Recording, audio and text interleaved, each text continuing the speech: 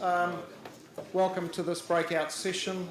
If you didn't know that music, that was the theme for a common man, fanfare for a common man, which might be appropriate to this session today.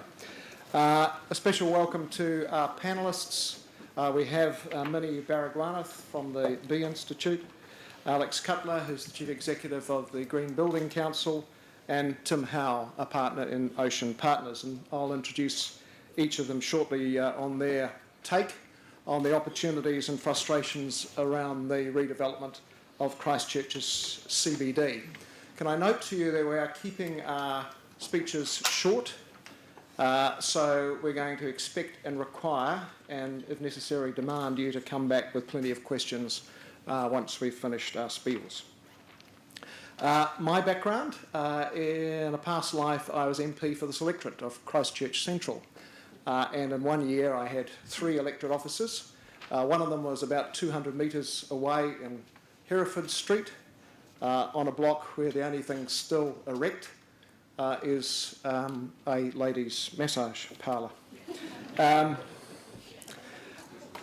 In my time as an MP, I saw 2 needs in this city and helped form 2 enduring organisations. One is CanCERN, Canterbury Communities Earthquake Recovery Network, which is still playing a major role in the rebuild, and another group called Iconic, which was an advocate group still functioning strongly around not just retention of heritage, but actually about retaining some of the buildings in the CBD. And some of the group members, indeed Anthony Goff was a member, Ernest Duval and others, were advocating that we needed to keep some of that stock and repair it.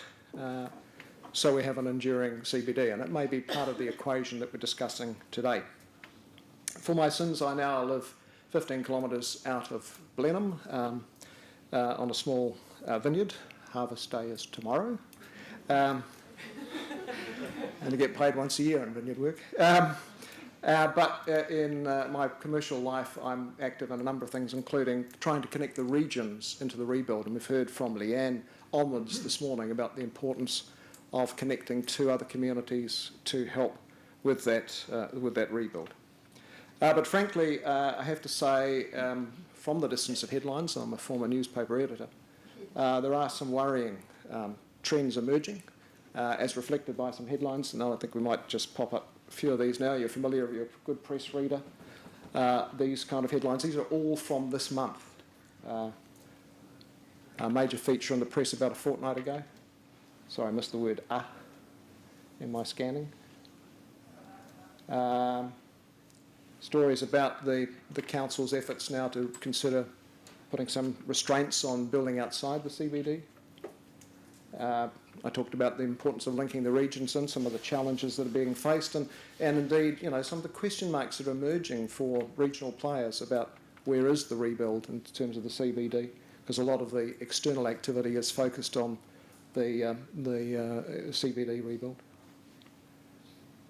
The issue of the value of commercial land within the CBD as opposed to that on the perimeter, such as Victoria Street, which is growing, while things are less progressive, if you like, in the CBD itself, and so on. So that's a bit of a flavour, and I don't want to put a negative pitch on it because, as Peter Townsend pointed out this morning, we're 10 or 12% of the way through the rebuild of Christchurch, and so there's a long way to go. There's a lot of issues ahead, and we have to basically create some much better headlines and outcomes and have a city centre that moves from some of the phraseology about a government flavoured doughnut, or one of the other analogies is the banana from Victoria Street, bit of the CBD and into Addington, into a truly vibrant, rebuilt CBD of Christchurch.